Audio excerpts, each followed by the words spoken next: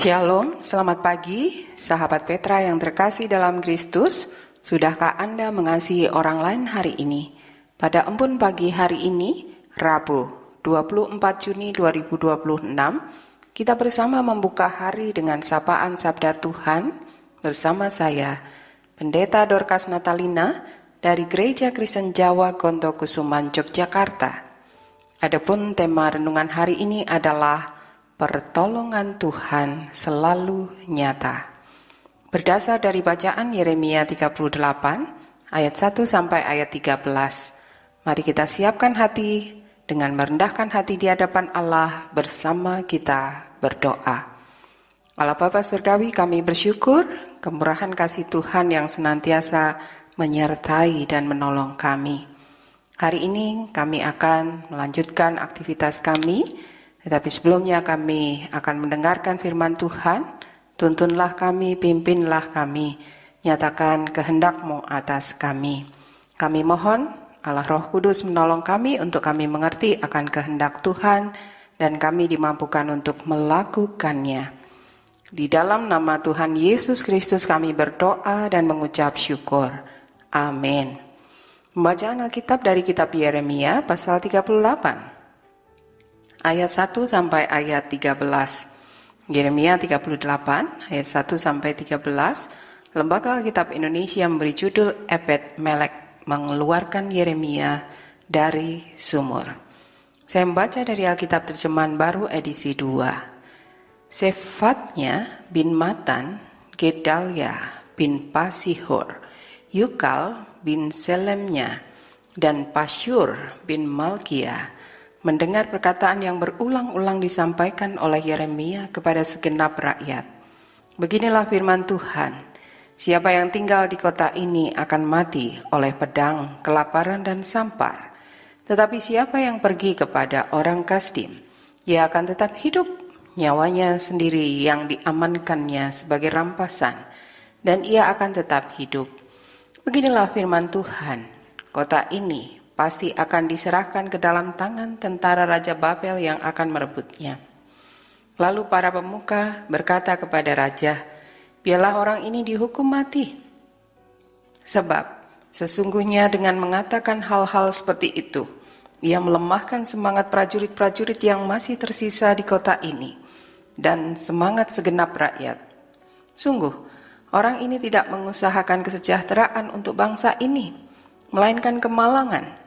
Jawab Raja Sedekia, baiklah, ia ada dalam tanganmu, sebab Raja tidak dapat berbuat apa-apa menentang kamu. Mereka pun mengambil Yeremia dan memasukkannya ke dalam sumur milik Malkia, putra Raja, yang ada di pelataran penjagaan itu. Mereka menurunkan Yeremia dengan tali. Di sumur itu tidak ada air, hanya lumpur, dan Yeremia terperosok ke dalam lumpur itu.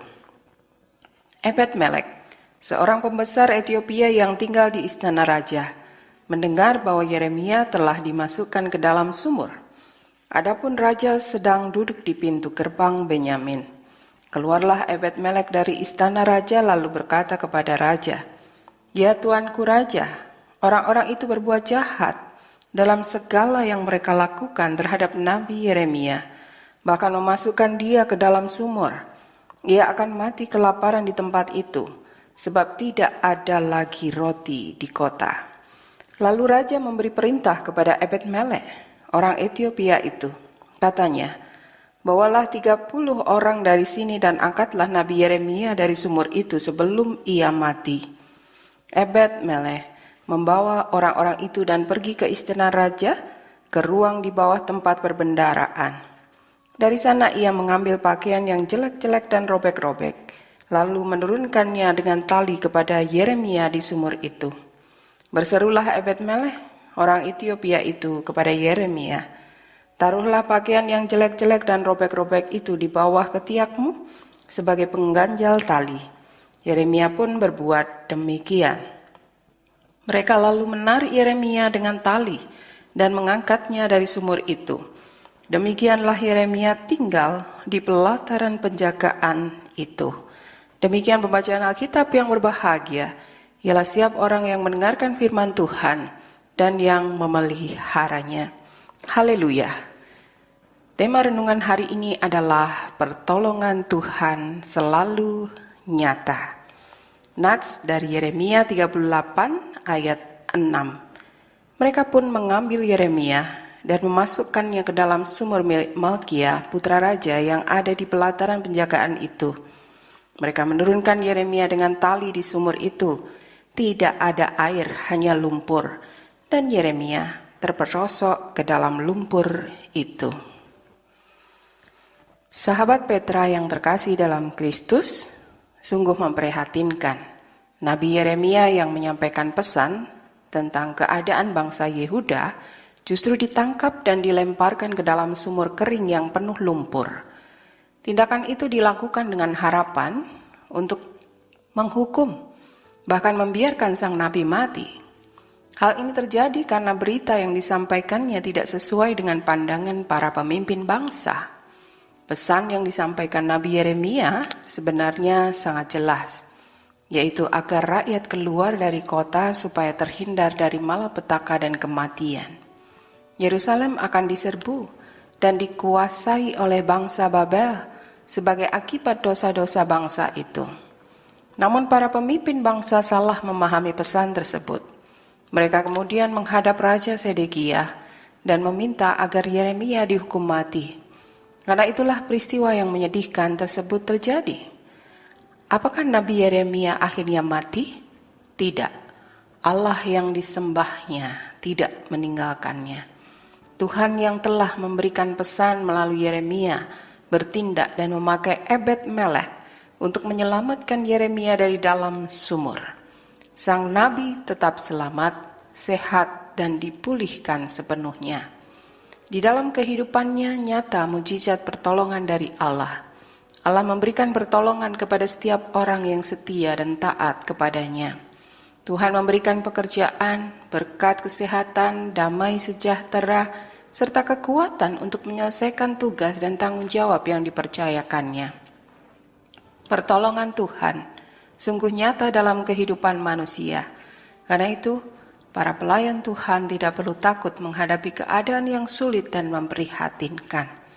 Tangan Tuhan senantiasa terulur untuk merangkul manusia dalam keselamatan. Ia tidak meninggalkan orang-orang yang setia kepadanya di tengah kesesakan. Sebaliknya, Tuhan mendampingi dan memberkati mereka yang hidup benar, supaya tetap teguh berjalan dalam kebenarannya. Pertolongan Tuhan masih dan akan selalu nyata dalam kehidupan manusia. Tuhan Yesus memberkati. Mari kita berdoa. Allah Bapa Surgawi, kami bersyukur firman Tuhan meneguhkan, mengingatkan kepada kami bahwa pertolongan Tuhan selalu nyata. Kami mohon Allah Roh Kudus terus mengingatkan kepada kami apa yang sudah Tuhan lakukan dalam kehidupan kami, dan kami senantiasa bersyukur dan mewujudkan ungkapan syukur itu dalam kehidupan kami sehari-hari. Dan kami memiliki pengharapan bahwa hidup kami sekarang dan esok, pertolongan Tuhan itu tetap selalu nyata. Kami serahkan kehidupan kami sepanjang hari ini, Tuhan pimpin, Tuhan sertai, berkatilah. Kami juga berdoa untuk saudara-saudara kami yang sakit dan dalam proses pemulihan. Mohon berkat Tuhan, Tuhan menyertai, memberkati proses pemulihan mereka. Kami serahkan hidup kami selanjutnya dalam tuntunan kasih Tuhan. Kami mohon ampun atas segala kesalahan kami. Di dalam nama Tuhan Yesus Kristus kami berdoa dan mengucap syukur. Kami mohon berkat dari Tuhan. Tuhan memberkati engkau dan melindungi engkau. Tuhan menyinari engkau dengan wajah-Nya dan memberi engkau kasih karunia. Tuhan menghadapkan wajah-Nya kepadamu dan memberi engkau damai sejahtera. Amin. Demikian sahabat Petra yang terkasih dalam Kristus, embun pagi hari ini, Rabu 24 Juni 2026, dengan tema Pertolongan Tuhan Selalu Nyata. Tema dan bacaan dari Renungan Bahasa Jawa Sadar, Sabto Winedar, terbitan Sinode GKJ. Kiranya sabda Tuhan memberikan hikmat, kekuatan, dan penghiburan bagi kita untuk melewati sepanjang hari ini. Saya, Pendeta Dorcas Natalina dari GKJ Kontokusuman Yogyakarta, mohon diri dan mohon maaf bila ada kata yang kurang berkenan. Sahabat Petra, selamat mengasihi orang lain hari ini. Tuhan Yesus memberkati.